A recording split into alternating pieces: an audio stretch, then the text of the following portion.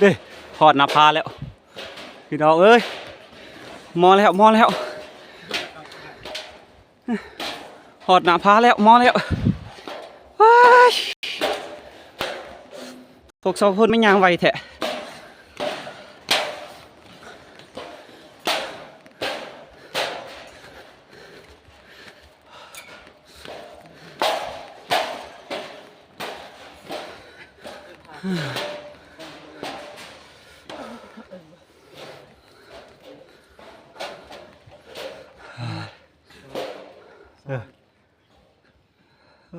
หน้าผาบักสูง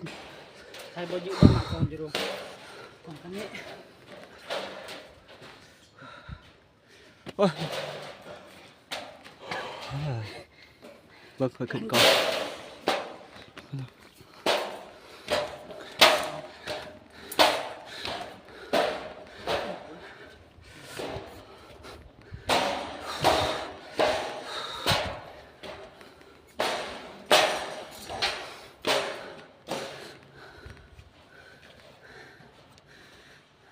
ขึ้นมา